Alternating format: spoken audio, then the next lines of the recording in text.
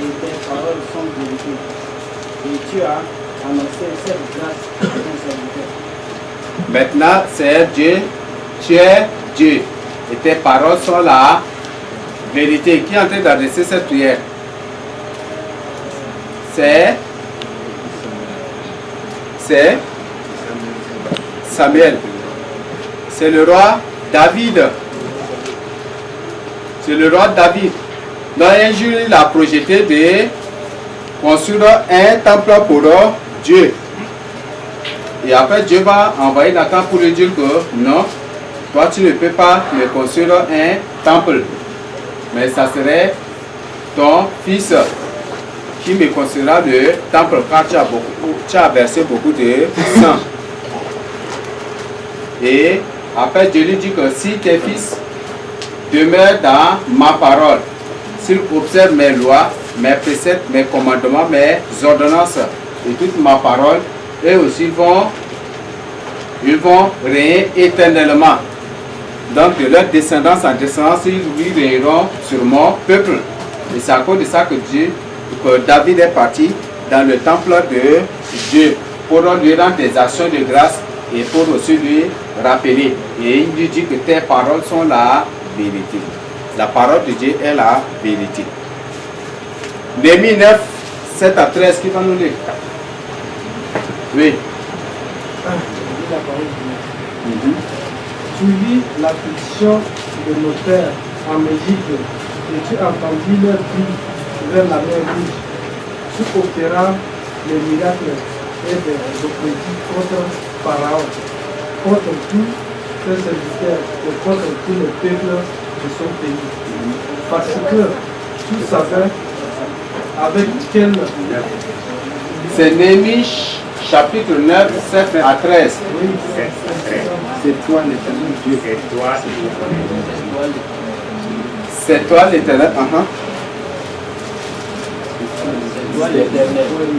C'est toi l'éternel Dieu qui a choisi Abraham, qui l'a fait sortir du Chaldée et qui lui a donné le nom d'Abraham. Tu trouvas son cœur fidèle devant toi. Tu fis alliance avec lui et tu promis de donner à sa postérité le pays de Canaan, des Hittiens, des Amoriens, Les Amoriens, des Phérésiens, des Égyptiens et des Girgashiens. Et tu as tenu à parole car tu es juste. Tu vis l'affliction de nos pères en Égypte et tu entendis leur cri vers la mer Rouge.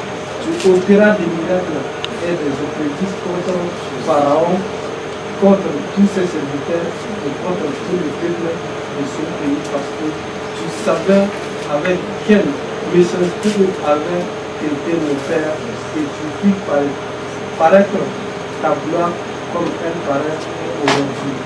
Tu tendis la mer devant eux et ils passèrent à sec au milieu de la mer.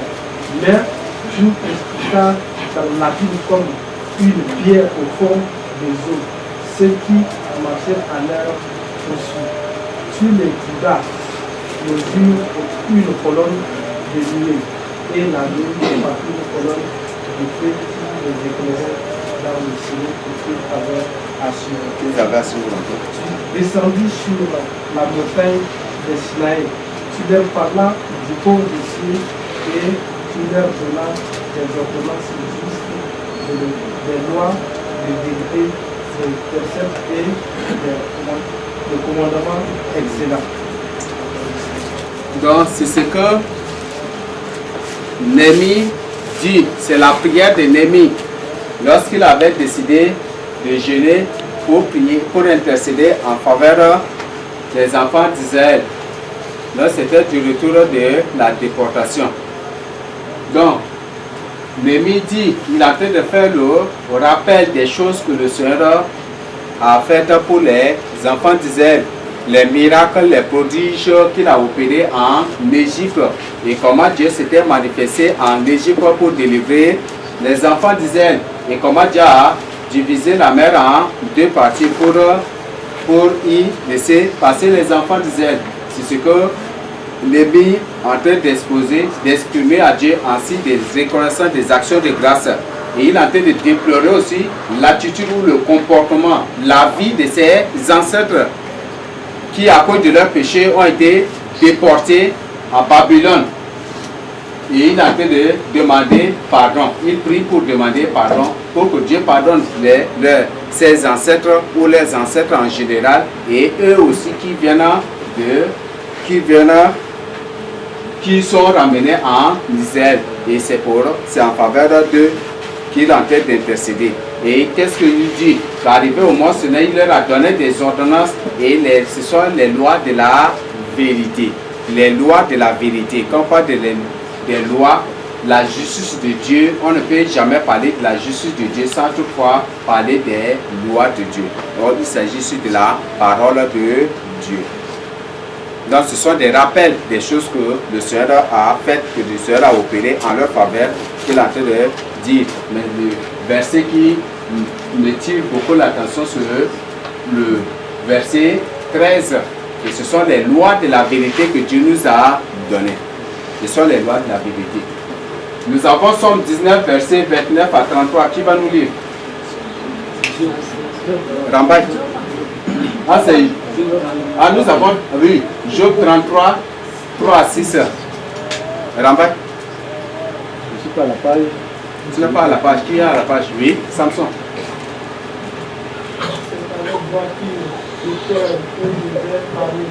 C'est la vérité dure, t'exprimeront mes lèvres. L'Esprit de Dieu m'a créé et le souffle du Tout-Puissant m'anime. Si tu le peux, réponds-moi, défends ta cause, tiens-toi prêt. Devant Dieu, je suis ton semblable. J'ai été comme toi, formé de la vie.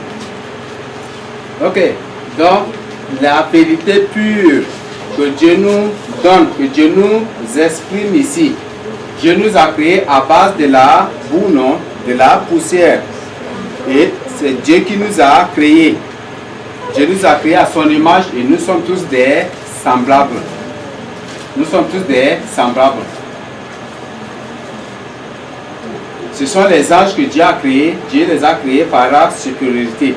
Il y a des anges qui sont au-dessus des autres. Il y a certains aussi. C'est pour ça qu'on parle des archanges, des chérubins, on parle des cœurs des anges. Donc ça réunit des anges de différents degrés, de différents grades, et qui sont aussi différents des uns aux autres. Il y a des anges qui sont tellement géants que les autres. Il y a certains qui ont la taille normale aussi que ceux des humains. Il y a certains qui sont tellement géants. Si vous avez vu certains démos, ça vous fera comprendre beaucoup de choses. Il y a des démos qui peuvent mesurer presque 15 mètres. Il y a des démos qui sont plus géants et Dieu les a créés différemment. Mais nous tous les humains, nous avons Dieu, nous sommes tous des semblables. C'est ce que Dieu nous dit. Et nous avons tous même valeur. Nous avons tous même prix devant Dieu. Ok, nous allons lire Somme 19, 29 à 33. Voilà. Ça c'est 10 secondes quand même. Ça c'est 10 secondes. Ok. Éloigne de moi la voix du mensonge et accorde-moi la grâce de suivre ta loi. J'ai choisi la voie de la vérité. Je plaçais tes lois sous mes yeux. Je m'attachais à tes principes. L'Éternel ne me rende point confus. Je cours dans la voie de tes commandements, car tu élargiras mon cœur. Enseigne-moi, l'Éternel, la voie de tes statuts, pour que je te retienne jusqu'à la fin. Voilà la prière de David. Éloigne de moi la voie du mensonge. Mais il réclame plutôt la voie de la vérité. David connaît l'importance de la vérité. Et lui-même, il a toujours l'habitude de dire, si vous avez l'habitude de lire les livres de sang, vous allez découvrir que tout homme qui a les lèvres impures ne se tiendra point devant lui. Et il ne sera jamais aussi son ami. Et aujourd'hui, ce sont la plupart de nos amis sont des grands menteurs. Alors que David a dit que ce n'est pas ça aussi son cas. Donc, il prie pour que Dieu éloigne de lui la voie de mensonge. Et il réclame toujours que Dieu l'aide à demeurer dans ses commandements, dans ses préceptes, car ce sont les préceptes, les commandements, les lois et les ordonnances de la vérité que Dieu leur a donné. Et il réclame cela dans sa vie. Et si nous lisons, qui va nous lire le verset 43? N'ôte pas entièrement de ma bouche la parole de la vérité, car j'espère en Dieu. N'ôte pas entièrement de ma bouche les paroles de la vérité. Donc la parole de Dieu, c'est la parole de la vérité. Et c'était ça, sa demande, c'est une doléance qu'il a fait à Dieu. Le verset 141 à 144 du Somme, chapitre 119, qui va nous lire? Oui. 141, ceci. Je suis petit et méprisé. Je n'oublie point tes ordonnances. Ta justice est une justice éternelle et ta loi est la vérité. La détresse et l'angoisse m'atteignent. Tes commandements font de mes délices. Tes préceptes sont éternellement justes. Donne-moi l'intelligence pour que je vive. David dit qu'il est petit, il est méprisé, négligé, rejeté, abandonné par tout le monde. Mais il n'oublie jamais les ordonnances de Dieu, car il sait bien que la loi de Dieu est la loi de la vérité. C'est la loi de la vérité. Donc c'est là la prière de David. C'est une prière qu'il adresse à Dieu. Donc, si vous lisez, il y a aussi Somme 151, le verset 160 aussi qui va nous lire. 151, 100. C'est Jérémie?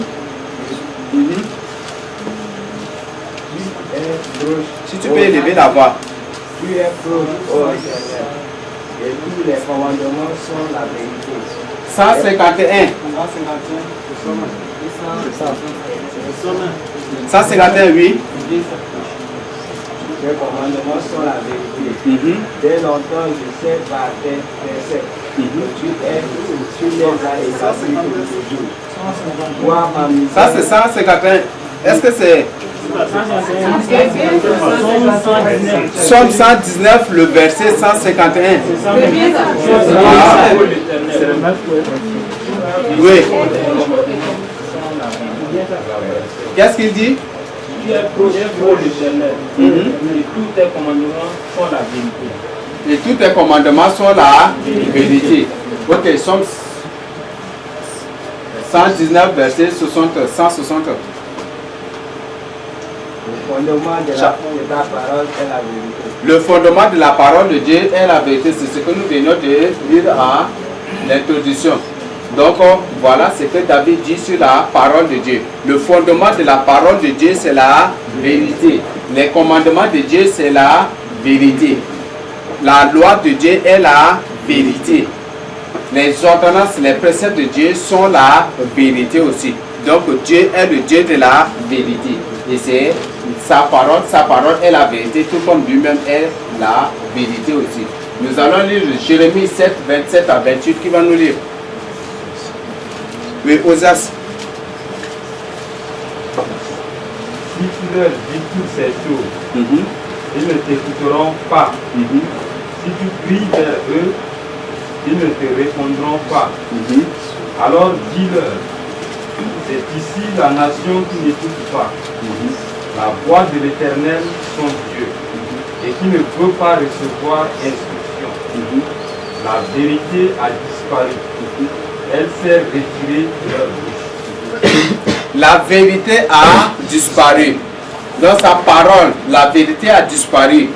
Pourquoi? Parce que les enfants d'Israël s'étaient détournés complètement pour vivre dans le mensonge, Et c'est à cause de ça que dans les versets précédents, nous, dans Jérémie 4, Jérémie 5, Jérémie 9, Dieu dit qu'aucun enfant d'Israël doit se fier à l'autre parce qu'ils vivent tous dans le mensonge. Et à cause de cela, Dieu dit à Jérémie d'aller leur dire qu'ils ne vont pas l'écouter. Et c'est un peuple rebelle, un peuple qui n'aime pas la vérité. Alors, pourquoi cela? Parce que la vérité a déjà disparu. Ils ont abattu la vérité du milieu d'eux. Et la vérité a disparu aussi. C'est ce qu'ils ont fait.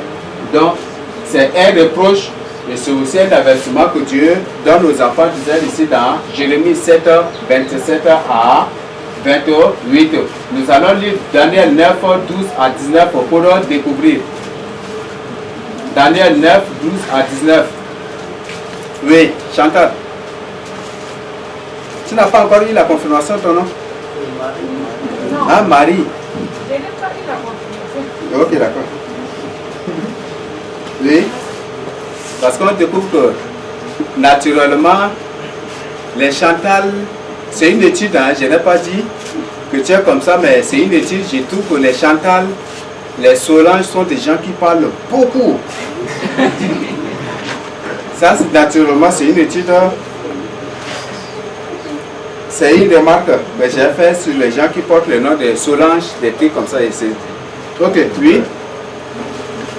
Il a accompli les paroles qu'il avait prononcées contre nous et contre nos chefs qui nous ont gouvernés.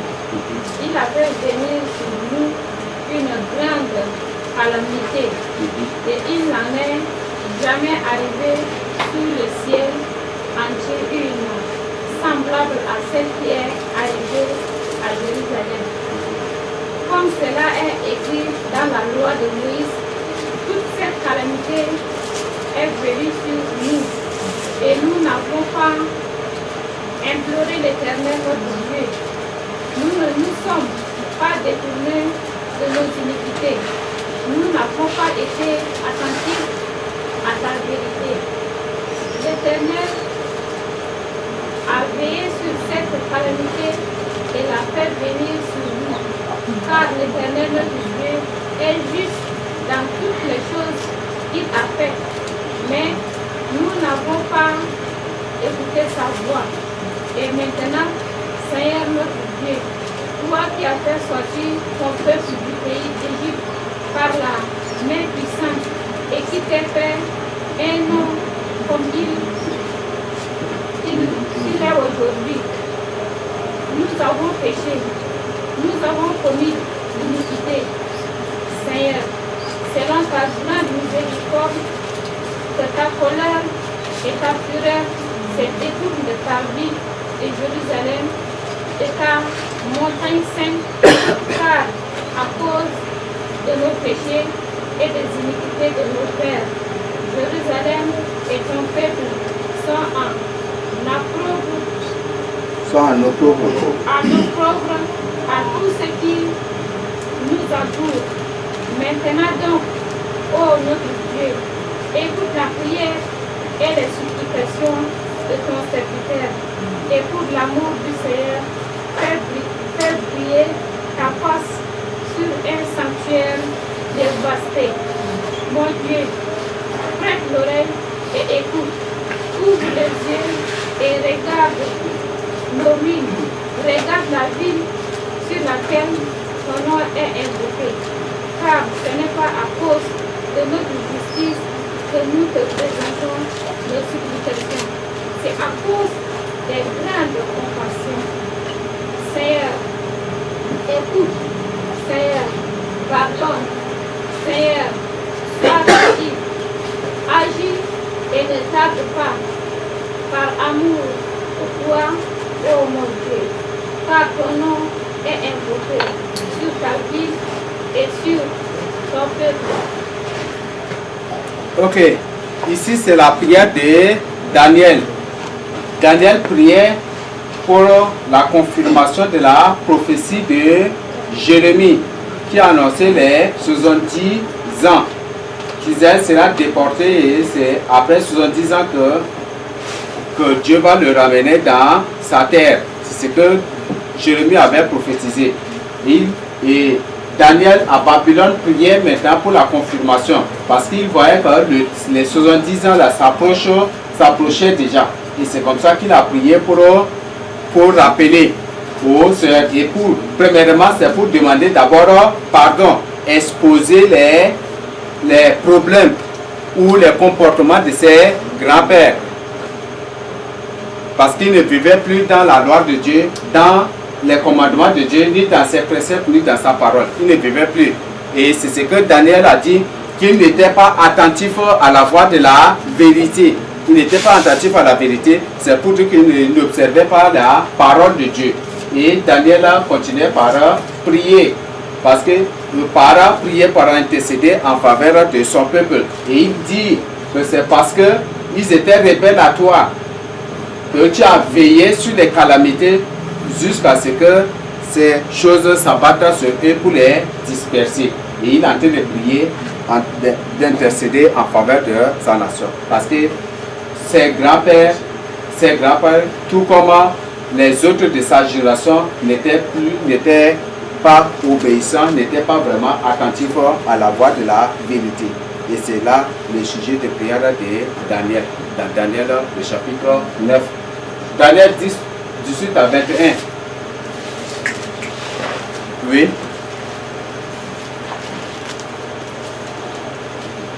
Alors, celui qui avait l'apparence d'un homme me toucha de nouveau et me fortifia. Puis il me dit, ne crains rien, homme bien-aimé, que la paix soit avec toi. Courage, courage. Et comme il me parlait, je repris des forces et j'ai dit que mon Seigneur parle car tu m'as fortifié. Il me dit, sais-tu pourquoi je suis venu vers toi? Maintenant, je m'en retourne pour combattre le chef de la Perse. Et quand je partirai, voici le chef de Javan viendra. Mais je veux te faire connaître ce qui est écrit dans le livre de la vérité.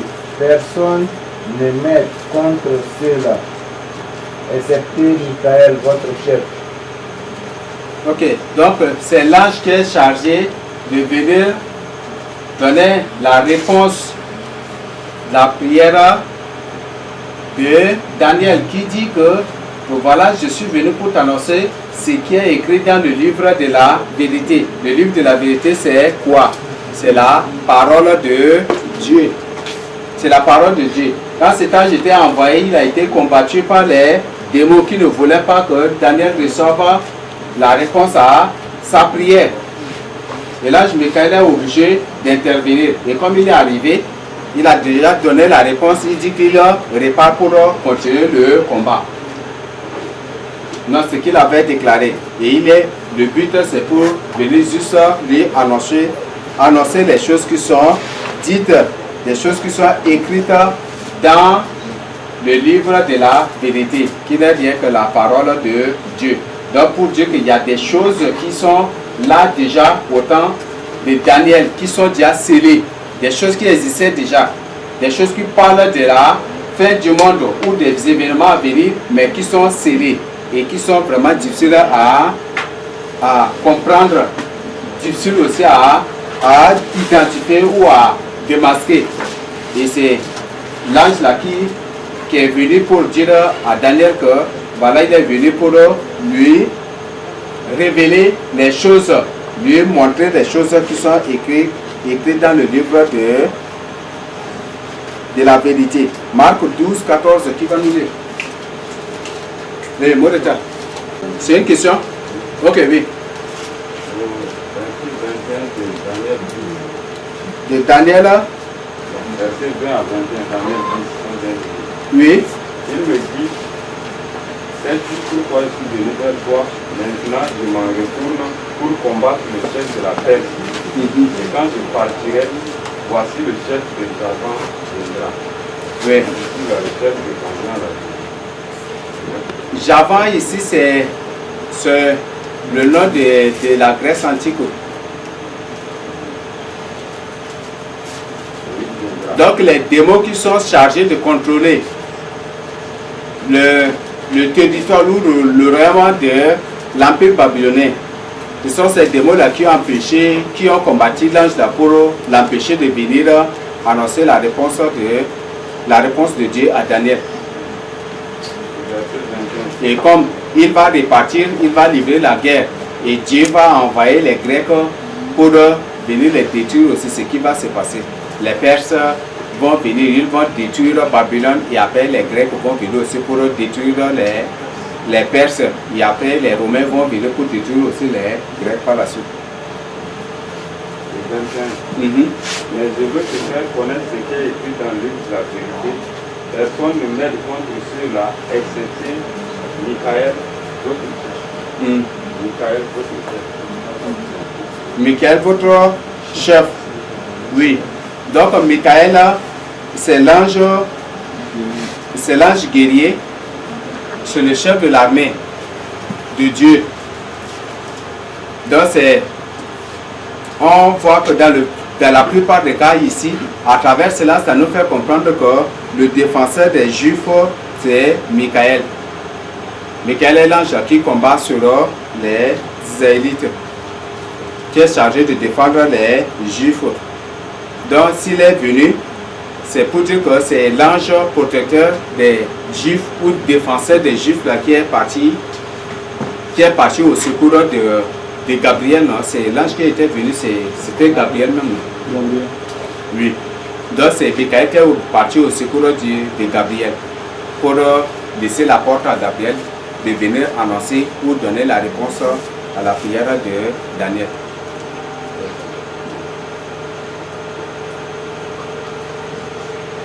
Bon, Gabriel c'est un ange messager. Mais il y a des gens qui, dans leur prière, invoquent, demandent que Gabriel descende pour combattre. Gabriel n'est pas un ange guerrier. Il n'est pas un ange défenseur, mais c'est plutôt un messager de Dieu.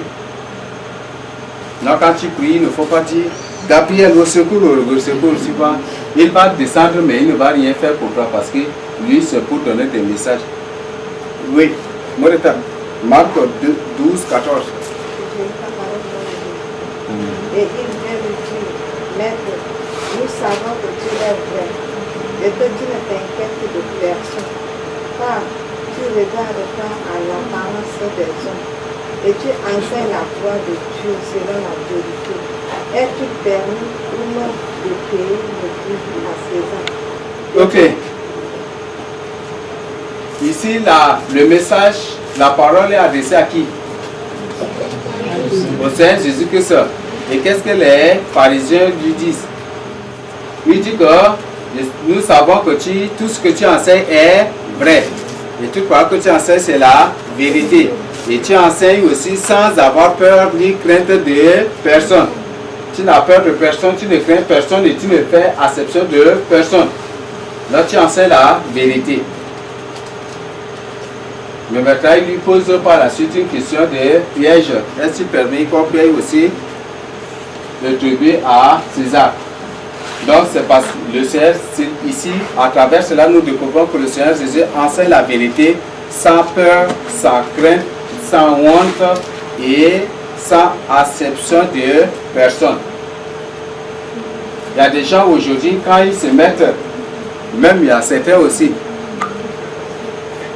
quand il s'agit de donner un message sur l'alcool, il va voir d'abord les fidèles. Et si parmi les fidèles, ceux qui se souviennent à leurs besoins ne sont pas dans l'alcool, là il va se répandre pour parler bien contre l'alcool.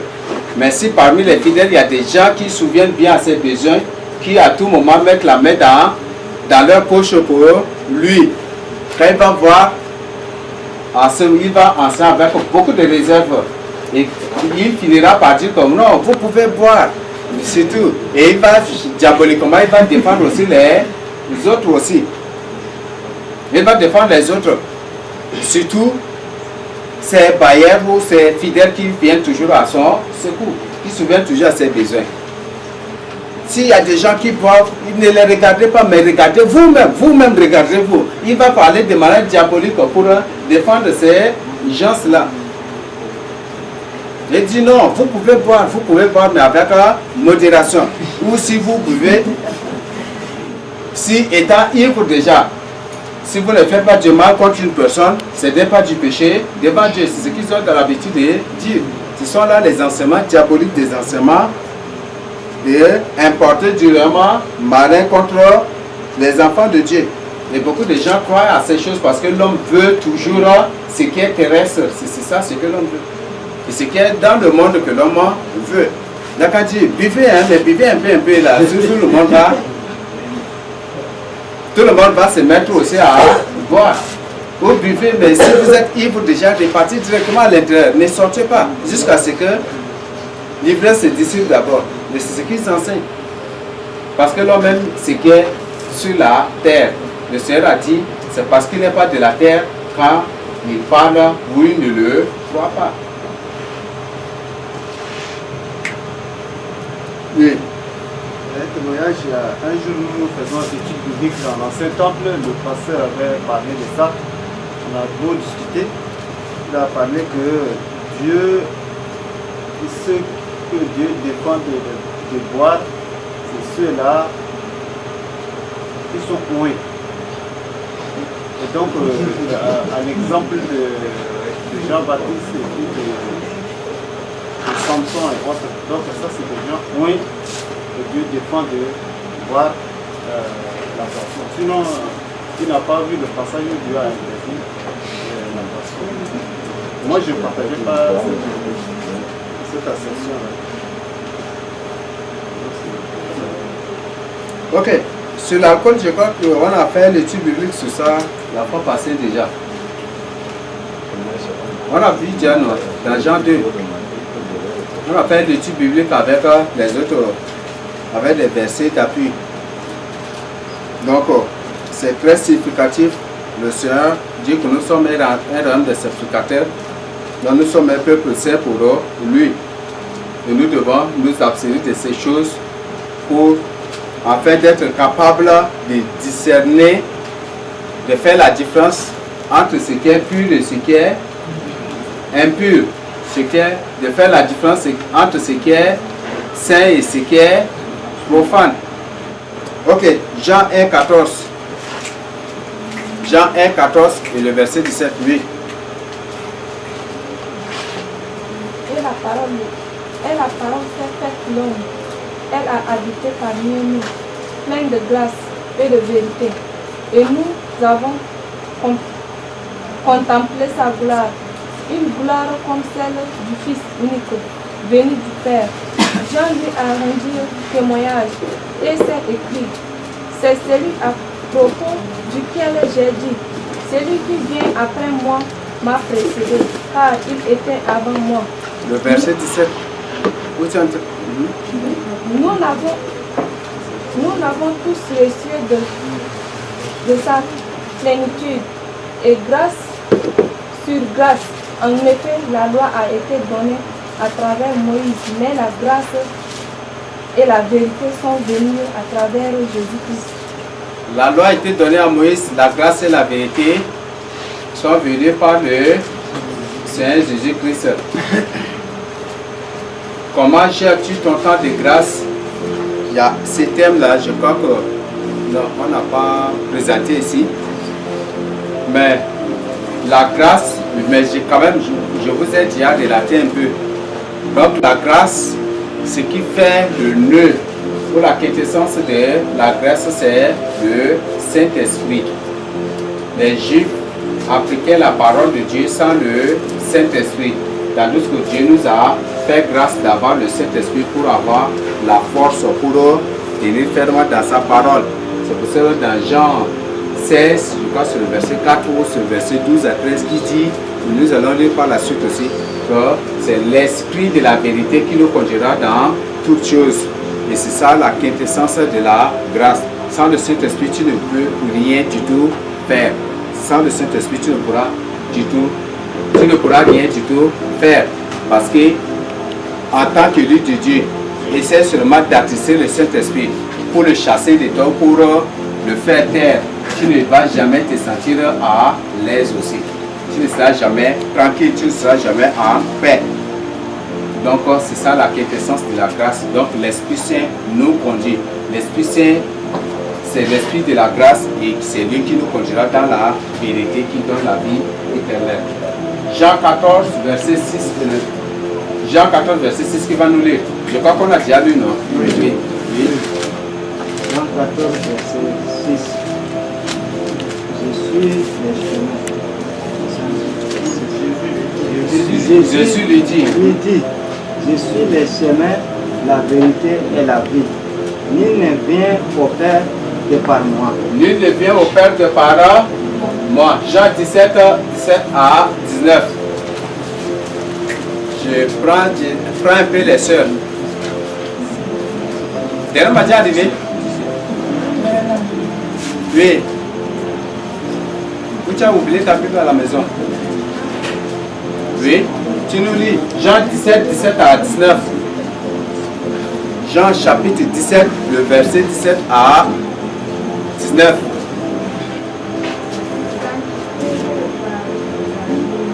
Sanctifie-les par la vérité. Ta parole est la vérité.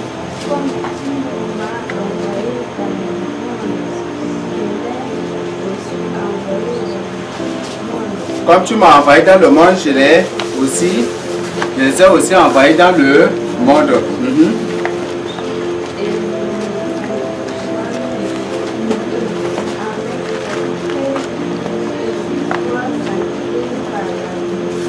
Et je me sanctifie pour eux, afin qu'eux aussi soient sanctifiés par la vérité. Le Seigneur Jésus-Christ se sanctifie lui-même pour nous, afin que nous aussi nous soyons sanctifiés par la vérité. Donc pour dire que la vraie sanctification c'est la vérité. La vraie sainteté c'est la vérité. Aujourd'hui beaucoup de satanistes partent à la radio pour dire que la sainteté c'est le fait d'aller à l'église et c'est le fait d'aller à l'église, c'est ce qu'ils enseignent.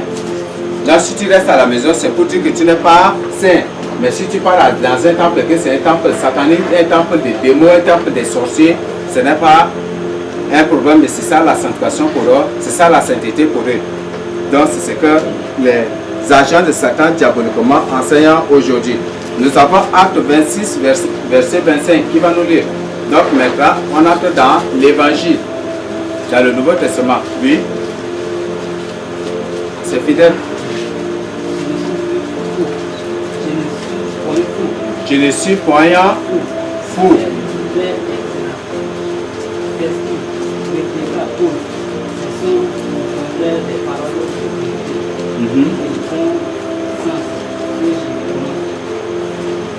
Ce sont les paroles de bon sens, non? Ce sont les paroles de la vérité. Donc c'est Paul qui se défend ainsi devant Agrippa et Festus. Comme il était emprisonné, il a fait 1 an et quelques. Après, le roi Agrippa était venu pour l'écouter.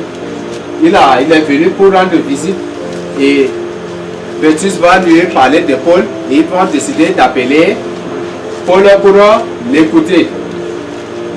Et quand Paul s'était mis à leur parler de l'histoire, le début de son problème. Qu'il était parti à Damas, c'est en allant à Damas qu'il a rencontré le Seigneur Jésus au cours de la route. Et c'est lorsqu'il a accepté le Seigneur qu'on voulait le lapider. Tous les Juifs s'étaient engagés contre lui. Et c'est à cause de le message sur la résurrection de mort qu'il est persécuté par les Juifs d'un lieu à un autre. Et Festus lui dit que toi tu es fou. Ta grande connaissance ou ta grande sagesse va te tuer. Mais Paul dit que ce n'est pas la folie qui l'anime, mais il dit plutôt la vérité. Les morts ressusciteront. C'est ce que la Bible nous dit. Les morts ressusciteront. Le Seigneur Jésus-Christ lui-même a parlé de la résurrection des morts.